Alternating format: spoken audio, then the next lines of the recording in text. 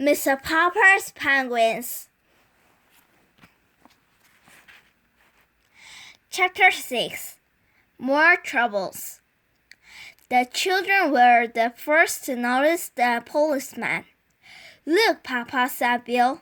"There's a policeman at the back door. Is he going to arrest you?"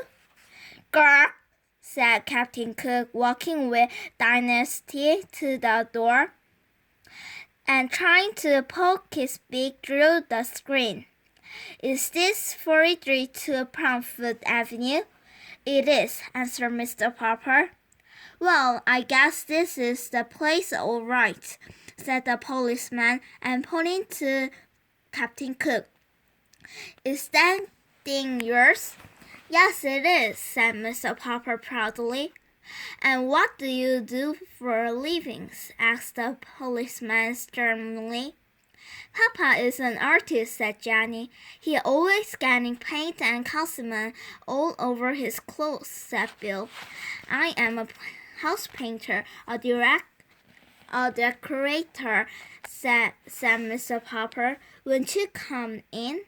"I won't," said the policeman, "unless I have to." "Ha ha," said Bill. "The policeman is afraid of Captain Cook." "Gar," said the penguin, opening his red beak wide, as if he wanted to laugh at the policeman. "Can it talk?" asked the policeman. What is it? A giant parrot." "It's a penguin," said Jenny. "We keep it for a pet."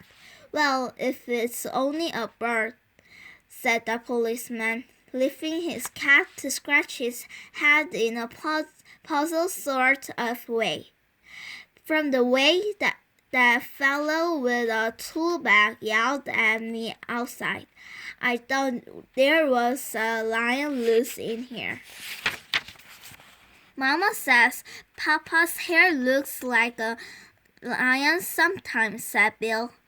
"Keep still, Bill," said Johnny. "The policeman doesn't care how Papa's hair looks." The policeman now scratches his chin. "If it's only a bird, I suppose it will be okay. If you keep him in a cage." "We keep him in the icebox," said Bill. "You can put it in the icebox for all I care," said the policeman. "What kind of a bird did you say it was?" "A penguin," answered Mr. Popper. "And by the way, I might want to take him walking with you. Would it be all right if I kept him on a leash?" "I tell you," said the policeman, "honestly, I don't know without a leash on the public streets. I don't know what the multiple ordinance of a penguin is with or without a leash. On the public streets, I'll ask my second. Maybe I ought to get a license for him," suggested Mr. Popper. "It's certainly big enough for a license," said the policeman. "I tell you what to do. You call up the city hall and ask them what this ruling about penguins is. And good luck to you, Popper. He's kind of a cute little fellow at that. Looks almost human. Good day to you, Popper, and good day to you, Mr. Penguin." When Mr. Popper telephoned the city hall to see about a license for Captain Cook, the penguin did his best to disconnect the telephone by beating the great cord.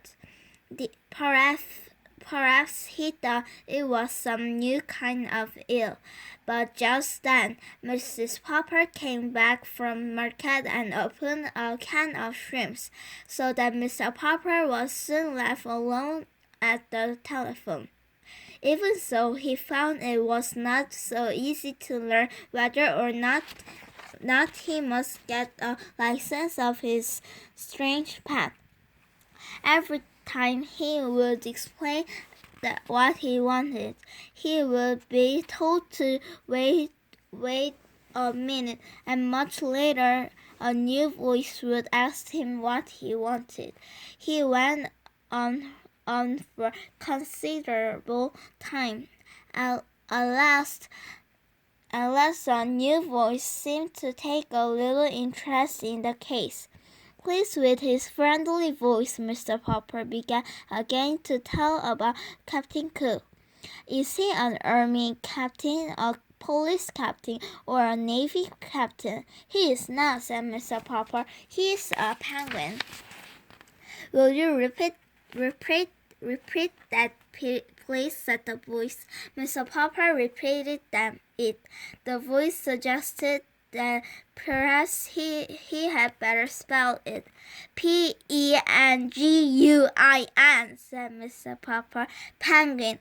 Oh, said the voice, you mean that Captain Cook's first name is Benjamin?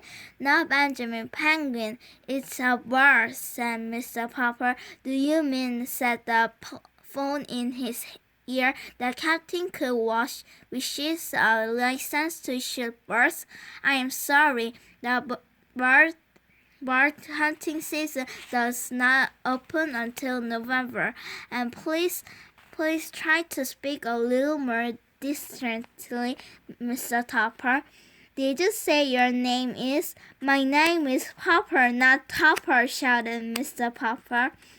Yes, Mr. Potter, how I can hear you quite clearly. Then listen, roared Mr. Popper, now completely attracted.